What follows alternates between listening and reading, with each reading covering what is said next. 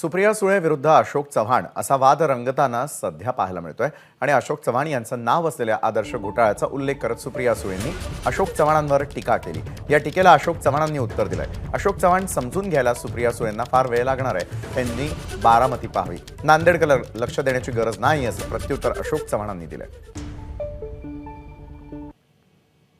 एक कळत नाही की अशोक चव्हाण भ्रष्टाचारी आहेत का नाही आहेत। आता आदर्श म्हणजे साधा साधा घोटाळा नाही,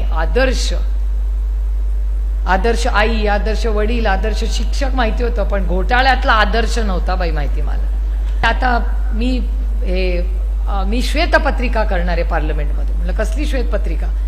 तर ते म्हणाले व्हाईट पेपर श्वेतपत्रिका भ्रष्टाचाराची। म्हणलं कुणाच्या भ्रष्टाचाराची? ते म्हणजे तुम्ही सगळे काँग्रेसचे सोयरे मुक्कोयरे। म्हणलं आमचा कसला, आम्ही सत्तेत नाही, आमचा कसला भ्रष्टाचार? आणि 9.5 वर्ष काय झोपला होता काय? आता भ्रष्टाचार काढताय आमचा? ते म्हणले नाही भ्रष्टाचार भ्रष्टाचार। म्हणलं बरं दाखवा कागद। बघितला कागद, पहिलंच नाव होतं आदर्श घोटाळा। सुप्रिया सुळे म्हणत आहेत की काही न करता अशोक चव्हाण हे खासदार झाले। सुप्रिया सुळेंना अजून अशोक चव्हाण समजून घ्यायला फार वेळ लागणार आहे। त्यांनी तिथे बारामती पाहावी, नांदेडकडे लक्ष द्यायची गरज नाही। एबीपी माझा, उघडा डोळे बघा नीट।